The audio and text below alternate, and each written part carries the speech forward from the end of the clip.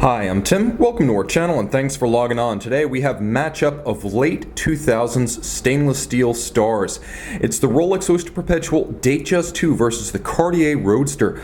Rev your engines, race fans, and let the event begin. Let's start with the less familiar of these two watches. Neither one is exactly a stranger to fans of this channel, but I do think it's fair to say that the Cartier Roadster is the less common of the two and the one that probably needs a lengthier introduction. First launched in 2002, the Roadster is described today as perhaps the Cartier watch most beloved of men. Now, while the CPCP collection and the special complications of the 2000s hold particular appeal to fans of traditional luxury horology, there's a visceral appeal to the design of the Roadster that endears it to traditional watch collectors in a way no other modern Cartier watch, with the possible exception of the Santos, really does. So this one's all about design. Part of it's the evocative name, but part of it is also a fit that exceeds expectations in almost every respect. This watch would be considered a large Roadster, 37 millimeters wide in stainless steel. You can see on my 16 centimeters circumference wrist, the watch is approximately 44 millimeters from lug to lug. We'll give ourselves a little bit more contrast right here. And if you include the end links of the bracelet, it's 52.6 millimeters across the wrist, which is to say it has a very sleek appearance at only 10 millimeters thick. It is close coupled to the wrist and has an effective camber about its case and its lug to lug form that is evocative of Richard Mille and of course Franck Muller back in the day. The tonneau case here particularly well suited to the automotive theme, as a number of clever design elements recapitulate and hammer home the design inspiration. Let's take a quick look at the bracelet itself. As you can see, the individual links are pre-curved, so they do fit nicely around the wrist. There are articulated pins inside the bracelet that deliberately give it a little bit of fluid play. That's designed to feel luxurious and comfortable on the wrist.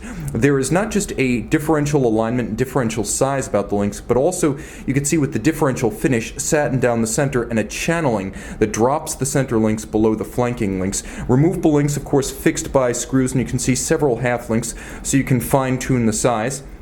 There's a double deployant clasp in steel, but unlike the Rolex, this is a friction fit clasp, so while secure, it doesn't give you quite the same degree of absolute confidence on the wrist. Now, rolling back the case, a few things stand out. I talked about the design elements inspired by the Road, and that's where this watch really finds its sweet spot design-wise, defining it as a watch for gearheads. You can see that the recessed bolts at the end of the lugs look like nothing so much as Frenched tail lights on 1950s lead sleds, or the recessed tail lights of 1950s and 60s European Roadsters. Rolling around to the crown, depending on your point of view, it's either a bullet taillight or a Dagmar style bumper overrider, as you might have seen on 1950s American cars. Its fluid form continues into a date magnifier that is probably the sexiest date magnifier ever appended to a watch. And I have to say that compared to the wart-like Cyclops eye on the Rolex, this lovely automotive-inspired lens extension is graceful, and I'm grateful for it. I would rather have this magnifier.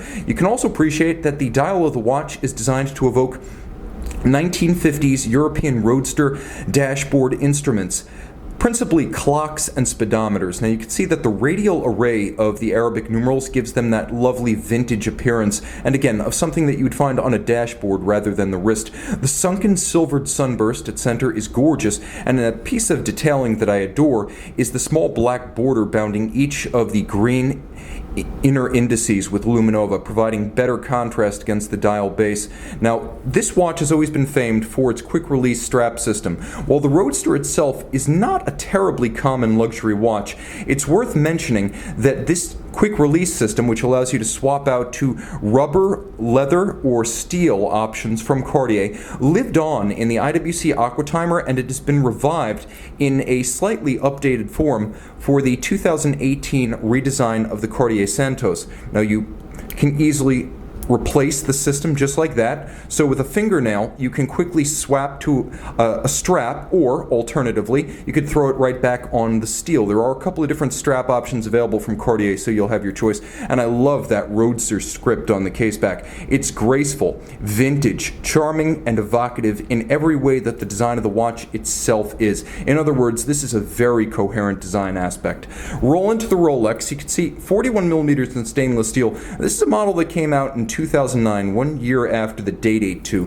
Now it's 41 millimeters in Rolex 904L steel, which might be important for those of you who frequently submerge your watch in chlorine or salt water. It's a bit more corrosion resistant than the Cartier, but otherwise it's going to be functionally identical. Now it's a 41 millimeter watch that's 12 millimeters thick, so surprise, this is actually the thicker of the two watches by a considerable margin. It's also broader across the wrist. You're going to find that if you measure it lug to lug, it's 49.5 millimeters, and if you include the solid end links of the Oyster style bracelet, it's a substantial 51.6 across the wrist. Now here you have a conventional 21 millimeter lug spacing. So for example, you did want to throw the watch on a strap, you'd at least have a starting point, even if I often say the Rolex factory bracelet should be your first and only choice today. On a modern Rolex watch, why not treat yourself to the best? And the best is what Rolex ships. Taking a quick look at the bracelet, you can see polished centers and less play by design than the Cartier's bracelet. These pins are not articulated. Satin outers, staggered alignment, polished outer faces, and as you can see, removable links fixed by screws. Full polished interior clasp, and though it appears to be friction fit at first glance, you can see the notch and the step of the lift lock trigger as I lock and then unlock. It is not a friction fit system. You must lift to unlock. Internally, you can see there are 3 divots drilled, so you can change the anchoring point of the bracelet. And then you have the EasyLink 5mm in and out adjustment system, equal to adding or removing one sizable link.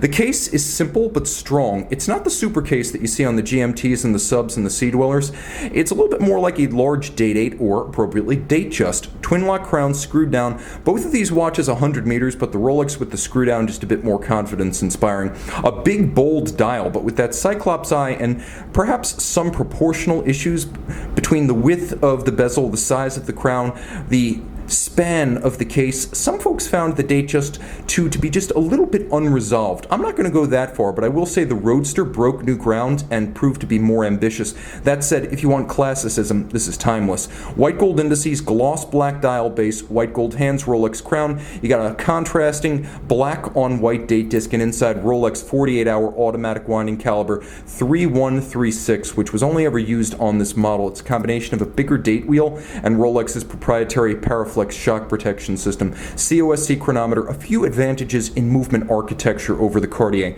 So let's roll through the roster of advantages. First, this watch does have a superior caliber. It has about 6 extra hours, 48 versus 42 hours of power reserve compared to the Cartier. It also features 5-position adjustment, COSC chronometer certification, a full balance bridge, and a free sprung index, those 2 features for shock resistance, and a handmade Breguet overcoil hairspring to help the watch earn that chronometer certification in any orientation.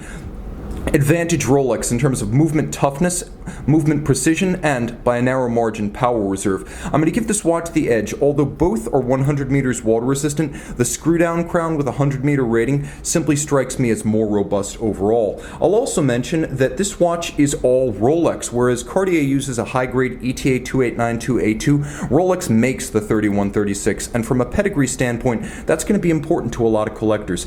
It's a more legible watch day or night. You're going to see in the loom shot at the end that the Cartier has no advantage in readability over the Rolex day or night, especially with that silvered center dial that can cause the hands to disappear a little bit. The Rolex also has a more sophisticated clasp. The clasp features a locking system that I like.